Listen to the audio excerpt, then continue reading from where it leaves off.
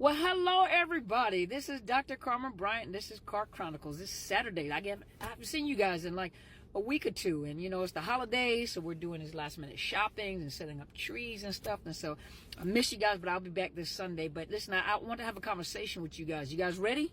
It's Car Chronicles. You guys ready? Let's do it.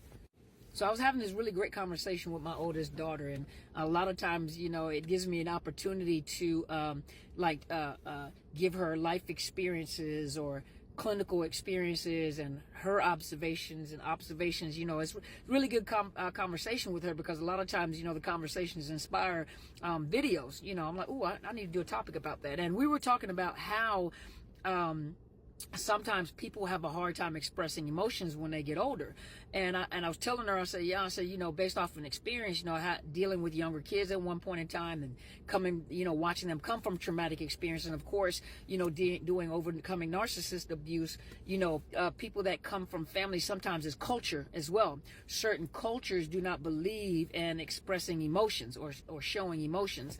And also, when you come up from in a household of abuse, neglect, rejection, or narcissist, you're being raised by narcissist parents or parent, where you guys now know that a narcissist thrives off of power and control. They have to have power and control. And oftentimes power and control comes in the form of being able to make you react, meaning to make you cry, to make you hurt, make you laugh, or whatever. And so a lot of times it's sad, because I've seen parents who abuse their children emotionally. And when I say that, they do little things to make them cry, to hurt them. Children that grow up in a household, obviously kids cannot escape their abusive parents. Or sometimes the parents may not be physically abusive. They can be emotionally abusive, psychologically abusive. And what can the kids do? They don't know how to speak up. They don't know how to say stop. They don't know how to get away from that learned helplessness that we talked about before. And when you come up in a household like that, oftentimes they dissociate. Some of you have learned to dissociate as children into your own world of make-believe, or into your own world of peace and quiet, which for some kids will maybe reading, listening to music, art collection, or collecting, items, hopefully not turning into hoarding later on in life, but, little things. And that parent, because when the child becomes overwhelmed with that abusive parent, or that psychologically imbalanced parent, and for some of those are narcissists, because they think they have control over the children like that. The children are property, or extension of themselves, but they can do whatever they want to, and to feel empowered, instead of parenting, they abuse power. They misuse and abuse their power and authority as parents, and they'll do little things. The child may go into their own world in their room, lock themselves up, and listen to music or read books, or, collect, things. And what the parent will do, because when a child escapes to get away from them and they find their own peace in their sanctuary, they'll come in on purpose and sabotage things, like throw away toys, or throw away books, or sabotage, or take their diaries, or their writing, or their journal, or they'll do anything, or break their records, or back in the day it was records or CDs, or delete music collections and things like that. They do things that is really unnecessary. A lot of times the punishment or the correction doesn't fit the crime, and so, you grow up and you begin to realize that you get so angry that you're crying, and you can't understand, why would you do this to me? What have I done for you to throw away a stuffed animal, or throw away a book that I'm reading, the books, and what did I do? Why are you doing this? And you don't know how to express yourself, because in your anger, it seems to fuel them. In your anger, or you start crying tears, you don't get consolation. You don't get affirmation. You don't get, when children cry, they're looking for comfort. You don't even get any comfort from that parent. So you learn that to cry, to express emotions, there is no comfort that comes with that. There is no consolation that comes with that. So you begin to learn as a young kid that no matter how much I express my emotions, there is nothing that comes with that. And remember, when a baby is born, the way that they learn to communicate is to cry.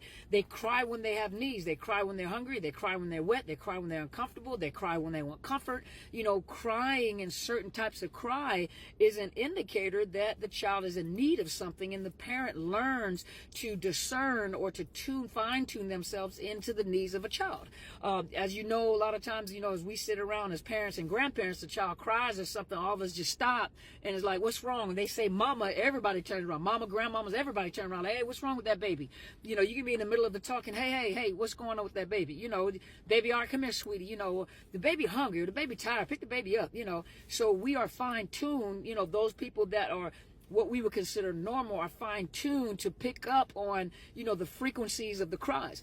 Well, a narcissistic parent, you're not fine-tuned in picking up on the frequency of the cry for the consultation or the comfort, the feedback that the child needs, the comfort that the child needs. And so you as a child may have grown up as, my emotions mean nothing. To cry, or the only thing I can do is be angry, and anger may subside the abuse for a minute, but other than that, what is the purpose of crying? What is the purpose? And so you have learned that when you cry, there's no comfort that comes along with it. It's more abuse that comes, because that narcissist parent realizes that the more I make you cry, the more, you know, power I have.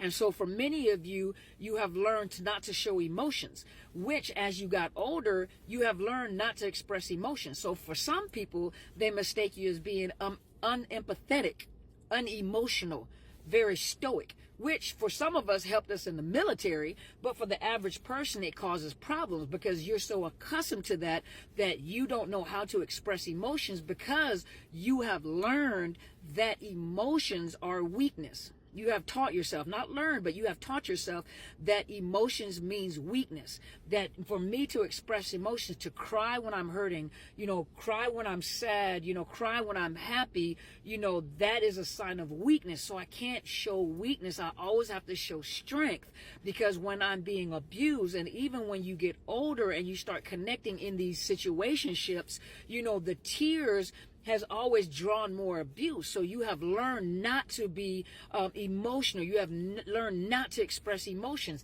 And by the time you do express emotions, a tear runs down your face. You are angry and you have reached that limit, you know, and you have no, it's like a pressure cooker. You guys remember the pressure cooker? By the time the steam comes out and that tear drips, really what that is saying is that you better run. If I have a tear come out of my eye, you better watch yourself, because destruction follows afterward. And so many of you have learned that I have contained my emotions to a point where if a tear comes out, or if I express anything besides anger and rage, you better be careful, because I'm now dangerous. And so now that some of you are realizing that, and you're trying to have emotions, you're trying to cry when it's sad, when you're watching a love movie, and that love movie or that movie that you're watching is sad and you cry, it's almost like you're embarrassed and ashamed, and you try to make sure no one sees you. Or to be happy, you know, to see a child born, to see friends get married, and you're happy for someone, you have that tear, you're trying so hard not to express the emotions, because the emotions are filled with shame. The next feeling you get is the shame of expressing the emotion, which most of you have not realized is a very normal thing. To have emotions is normal. To have been abused and misused when it comes to the emotions is what is abnormal. And so a lot of you are struggling in the emotions. You're struggling to cry because no one is accustomed to seeing you cry.